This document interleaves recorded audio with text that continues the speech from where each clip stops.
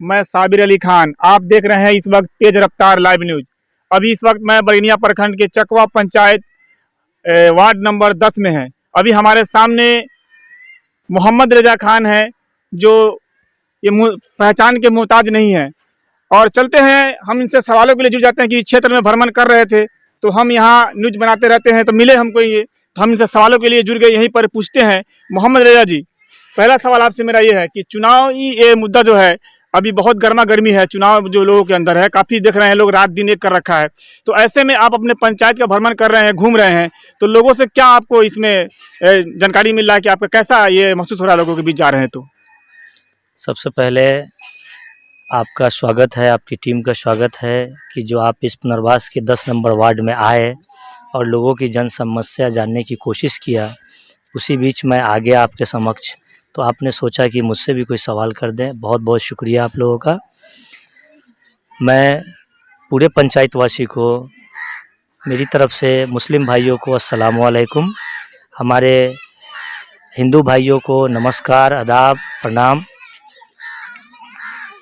मैं कैंपेनिंग के दौरान हर घर गया हूँ, बस एक ही समस्या आ रही है कि यहाँ डेवलपमेंट नहीं होता है।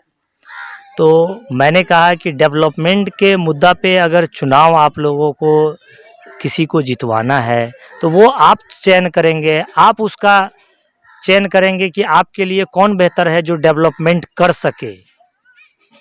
रजा साहब, जैसे कि अभी जनता में मैं घूम रहा हूँ, मैं क्षेत्र का भ्रमण कर रहा हूँ, तो लोगों से मुझे सुनने में बात आई है कि आप पहले मुखिया के उम्मीदवार थे, लेकिन अचानक लोग कह रहे हैं कि लोगों को मालूम चला कि आपने अपना नॉमिनेशन वापस लिया और आपके अब्बू अब्दुल कयूम खान साहब को आपने प्रतिनिधि बनाया।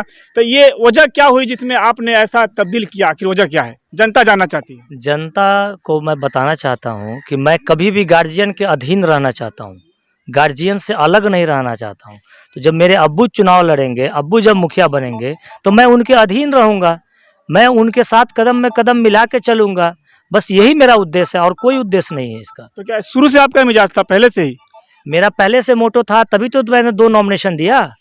ये भी तो समझे, मैंने अपना नॉमिनेशन दिया तो वापस लिया, मैंने फादर का नॉमिनेशन मैंने रखा, तो इसका मतलब मेरा उद्देश्य पहले से था, तभी तो मैंने ऐसा किया। जी, मैं इसलिए सवाल को किया कि मैं जनता में घूम रहा हूं और यहाँ के लोग इस तरह की बात कर रहे हैं कि मोहम्मद रजा ने आखिर ऐसा क्यों किया, कि वो लोग जाना प्रतिनिधि मोहम्मद रजा ही है, लेकिन उनके अब्बू अब्दुल कयूम खान साहब आ गए हैं, तो थोड़ा सा लोग कन्फ्यूज थे। इसी बात के लिए मैंने सवाल को किया आपसे, ताकि लोग इस बात को समझ सके और आप क्लियर कर सके, लोगों तक पहुँचा सके हमारे माध्यम से। तो मैंने आपके माध्यम से तो बता दिया कि मैं गार्जियन के अधीन रहना चाहता हूँ। मेरे अब्बू अगर चुनाव जीत भी जाते हैं, मैं जितने भी समाज में छोटे बड़े, चाचा, नाना, दादा, भाई, बहन, जो भी चाची, भौजी, सबसे मैं विचार करके ही काम को करूँगा। मैं डायरेक्ट डिक्टेटरशिप वाला काम नहीं करना चाहता हूँ, मेरा यही उद्देश्य है। इस वजह से मैं अपने गार्जियन के अंडर में रहना चाहता हूँ। जी, मैं आपसे अगले सवाल के लिए जुड़ रहा हूँ, क्योंकि यहाँ चकवा पंचायत में बहुत समस्या है, जितना भी हम उसका जिक्र करें कम है। लेकिन अभी हम जहाँ पर बैठे हुए हैं 10 नंबर वार्ड है, ये बिल्कुल बाढ़ के समय में पानी से घिर जाता है। यहाँ पर डेंगी से मैं कई दफ़ा आया हूँ वीडियो शूट करने के लिए, तो यहाँ पर रोड नहीं है, मेन रोड से लोग जुड़े नहीं है, क्योंकि लोगों को यहाँ से रोड पर निकलने के लिए डेंगी बांध पर लोग जाते हैं। तो ऐसे में जो अभी तक जो 20 साल लोग बताया कि 20 साल 22 साल हो गया रोड नहीं बना यहाँ पर, आखिर इसका जिम्मेवार कौन है? जिम्मेवार इसके जनप्रतिनिधि हैं जो अभी तक चुने गए हैं समाज द्वारा, वही उसके जिम्मेवार हैं। अच्छा, विपक्ष का कुछ रोल बनता है या नहीं? विपक्ष का रोल बनता है। हमने 2017 में भी सीओ को ये सारी चीज़ दिखाया, 19 में भी ये सारी चीज़ दिखाया, लेकिन मेरे कलम में पावर नहीं ना है कि मैं अपने कलम से करके दे दूं। मैं तो आवाज़ उठा सकता हूं ना। आपने भी अपने चैनल के माध्यम से बहुत आवाज़ उठाया है, बहुत आपने भी लाइव दिखाया, सब कुछ किया। आप जब पत्रकार बने तो आपने भी अपने चैनल के माध्यम से सब चीज़ों को हाईलाइट किया। एबीपी वाले भी आपको 2017 के बाद में यहाँ आके इस मुद्दे को हाईलाइट किए, लेकिन जब तक जनप्रतिनिधि जो चुने गए हैं वो एक्टिव नहीं होंगे, सक्रिय नहीं होंगे, इस चीज़ का समाधान कभी नहीं हो सकता है। अच्छा रजा साहब, यहाँ पर जो सवाल है, आपने कहा कि कलम में पावर नहीं है हमारे, तो कहने का मतलब मेरा ये है कि यहाँ के लोग जो है, जनता जो है, कहते हैं कि जो जीता है वो भी, और जो हार गए हैं, जो उम्मीदवार हैं, वो नहीं आते विपक्ष रोल निभाने के लिए, क्योंकि यहाँ पर मैंने वीडियो शूट किया, लोगों ने मुझे कहा कि इलेक्शन के वक्त लोग आते हैं, इस बीच में कोई आते नहीं। इस पर आप क्या सफाई देना चाहते हैं? मैंने विपक्ष का रोल अदा किया है, उसका जीता जागता मिसाल है। मैं ज़बान से गिनाना नहीं चाहता हूँ, लेकिन आप पता कर लेंगे कि 17 के वार्ड में रात में आकर के 12 बजे रात में मैंने सारे लोगों को इन्फॉर्म किया कि आप लोग गांव छोड़ें, बाढ़ आ रहा है, पानी आ रहा है, बांध टूट चुका है मसहा के पास। लोगों ने गांव छोड़ा। उसके बाद 19 में भी जल जमाव की स्थिति बहुत बुरी तरीके से बनी रही और मैं हमेशा पब्लिक के साथ रहा। 19 में मैंने फिर जब सारे लोग प्लान कर गए बांध पे, बहुत बुरा हाल था लोगों का, एक प्लास्टिक भी नहीं था लोगों को अपना जीवन यापन करने के लिए। मैंने सीओ से बात किया और जनप्रतिनिधि कोई और थे।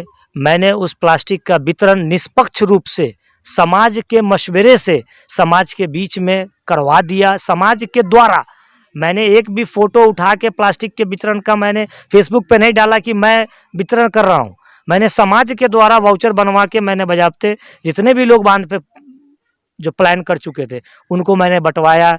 जो लोग मुझे इंदिरा आवास में घुसखोरी में मदद लेना चाहे कि लोग घुसखोरी करते हैं, इंदिरा आवास का लाभ मुझे डायरेक्ट नहीं मिलता है, मैं उनको बोला आप मेरे साथ चलें। कैसे नहीं, आपको इंदिरा आवास मिलेगा जब आपका लिस्ट में नाम होगा, और आपसे पैसा कौन लेता है मैं भी देखता हूँ। मैंने उस काम को बखूबी अंजाम दिलवाया है, वो जनता बताएगी। वो मैं अपनी बात अपने ज़बान से बताना बेहतर नहीं समझता हूँ। अच्छा, आपका उद्देश्य जो है, आप जीत जाते हैं, यहाँ की महान जनता आपको जिताती है, तो आप जीत जाएंगे, सबसे पहला आपका टारगेट क्या है? वो कौन सा काम है जो सबसे पहले आप करेंगे अपने पंचायत के लिए? देखिए, पीछे भी कई मीडिया वाले हमसे सवाल किए हैं, तो मैंने ये जवाब दिया है कि मुझे स्वास्थ्य, शिक्षा, डेवलपमेंट, जो रोड है या नाली है, इन चीज़ों पे काम करना है। सबसे फर्स्ट मेरी प्रायोरिटी जो रहेगी वो अपने निजी कोष से मैं एक एम्बुलेंस प्रोवाइड करूंगा, जो एनजीओ के तौर पे हमारे जो बुजुर्ग हैं जो दुनिया से जा चुके हैं उनके नाम पे मैं प्रोवाइड करूंगा और समाज के हवाले कर दूंगा। अच्छा, इस पर सवाल बनता है, आप अभी आपको हमारे चैनल के माध्यम से जनता आपकी पंचायत की देख रही है, तो आप अपने पंचायत के लोगों को, अपने मतदाता मालिकों को हमारे चैनल के माध्यम से क्या कहना चाहेंगे कि वो आपको वोट करे और आपको जिताए? देखिए, मतदाता मालिक को मैं ये गुजारिश करूंगा, मैं विनती करूंगा कि डेवलपमेंट के मुद्दा पे वोट करें, करप्शन को दूर करने के लिए वोट करें।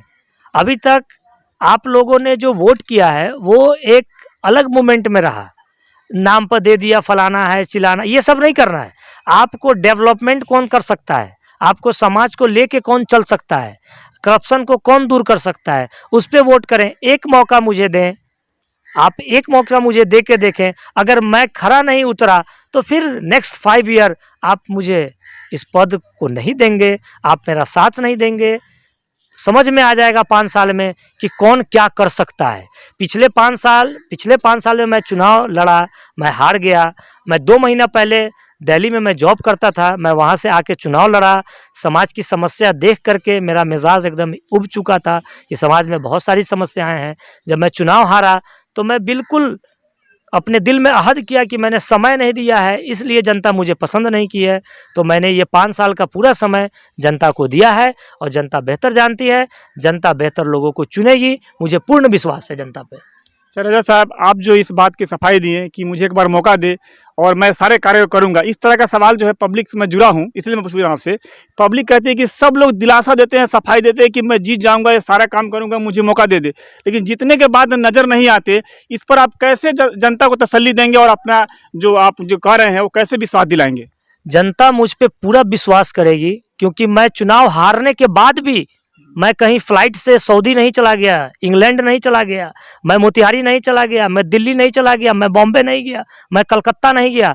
मैं इसी सरजमीन पे जनता के बीच बना रहा और जनता मुझ पे विश्वास करेगी, ये मुझे पूर्ण विश्वास है। ये एक समस्या और यहाँ की बहुत बड़ी समस्या है कि अभी बाढ़ के समय में जल जमाव पिपराही सुल्तान में हो जाता है, वहाँ पर पुल की ज़रूरत है क्योंकि पानी निकलता नहीं है। अभी 100 बीघा ज़मीन जो है वो ख़त्म हो चुका है, धान बिल्कुल। मैं एक बार वीडियो बना के दिखाऊंगा आपको, उसमें क्या है, लोगों का फसल क्षति हो चुका है, लेकिन अब तक गवर्नमेंट की तरफ से कोई भी लाभ लोगों को नहीं मिला। मैं कई बार गया, लोगों ने मुझसे कहा कि अब तक कोई मुझसे मिलने नहीं आया, खबर लेने नहीं आया, मेरे पास वीडियो भी है उसका। तो इस पर आप क्या कहेंगे, आखिर क्यों नहीं लोगों को लाभ मिला, इसके बारे में कुछ बता सकते हैं? देखिए, ये गवर्नमेंट की पॉलिसी है गवर्नमेंट ने फसल क्षति इस बार नहीं दिया है। आपके अपने प्रखंड में, बैरगनिया प्रखंड में गवर्नमेंट ने नहीं दिया है, उन्होंने एनालिसिस किया होगा। जहाँ तक पुल का सवाल है तो मैं पूरी कोशिश करूँगा कि विधानसभा में इसकी आवाज़ को उठवाया जाए। हम जिला लेवल पे अपने डीएम साहब से मैं बात करूँगा। अगर वहाँ से भी मुझे अगर कामयाबी नहीं मिलेगी तो मैं पटना नीतीश बाबू तक भी जाऊँगा और अपने मुखिया जो बिहार के मुख्यमंत्री हमारे नीतीश कुमार हैं, मैं उनसे आग्रह करूंगा कि मुझे पिपराड़ी सुल्तान और जिस जिस पॉइंट पे मुझे पुल की ज़रूरत होगी, मैं उनसे आग्रह करके, मैं उनसे पुल की गुजारिश करके, मैं उसको रिकमेंड करके पास करा के मैं लाने की पूरी कोशिश करूंगा। और जनता का भी समर्थन मिलेगा, मुझे विश्वास है कि जनता का भी समर्थन मिलेगा। और ज़रूरत पड़ेगी तो मैं धरना पे भी बैठूंगा, क्योंकि मुझे तो जनता के लिए समर्पित हो जाना है। मैं कल भी समर्पित था, मैं चुनाव हार के भी 5 साल समर्पित था, मैं चुनाव जीत के भी समर्पित रहूंगा। जी रजा साहब, 2 सवाल और है मेरा चलते चलते आपसे। एक सवाल है तकिया टोला, वहाँ के लोगों का कहना है कि मैं नदी के कोर पर हूँ, पूर्णवास नहीं मिला, पहले मिला था तो 2 डिसमिल 3 डिसमिल मिला है, तो अब क्या उन लोगों को दोबारा पूर्णवास मिल सकता है? मैं बिल्कुल आला अधिकारी से बात करूंगा इस पे, डीएम साहब से और मुख्यमंत्री से इस पे कंसल्ट करूंगा कि वो लोग, मैंने पहले भी इंटरव्यू में अपने बोला है कि वो समझिए तो तोप के निशाने पे बैठे हुए हैं। कभी भी नदी, बागमती नदी जो है, उनको कभी भी अपना निशाना बना सकती है, उनका शिकार बना सकती है। तो मैं बात करूंगा और बात कर करके उसको वहाँ से मैं प्लान करवाने की कोशिश करूंगा कि वो लोग वहाँ से प्लान हो जाएं। और उसमें मुझे जनता का भी सपोर्ट चाहिए और मुझे उम्मीद है कि जनता मुझे सपोर्ट करेगी। एक आखिरी सवाल है मेरा, आपके चकवा पंचायत, हर पंचायत में घूमता हूँ तो एक न एक बहुत बड़ी समस्या होती है, वो आपकी नज़र में पूछता हूँ, कैंडिडेट की नज़र में, आपकी नज़र में वो कौन सी समस्या है जिसे आप चाह कर भी नहीं कर पा रहे हैं और आप उससे जुड़े हुए हैं कि मैं इसको ख़त्म करके रहूँगा? वो कौन सी समस्या आपकी नज़र में है, क्योंकि जनता इस बात को जाने और सरकार भी जाने कि हर पंचायत की समस्या सबसे बड़ी क्या है? प्रतिनिधि बताएं। देखिए, सबसे बड़ी समस्या है करप्शन, जिसको दलाली बोलते हैं देहाती भाषा में। इसका मैं पतन करना चाहता हूँ। मैं जब से बैठा हूँ आज 5 साल से, मैंने बहुत सारी चीज़ों को मैंने दूर किया है। आप ये समझ लें कि बिजली विभाग, जब बिजली इंस्टॉल हुआ मेरे यहाँ, इलेक्ट्रिसिटी जब इंस्टॉल होना शुरू हो गई यहाँ, तो इतनी दलाली चरम सीमा पे थी कि जिसका हिसाब नहीं है। लेकिन अल्हम्दुलिल्लाह जनता की मदद से मैंने उसको बहुत ही कम किया है और मैंने पूरा बागडोर अपने हाथ में लिया। और ये मिसाल मैं देता हूँ कि जनता मुझ पर विश्वास करेगी।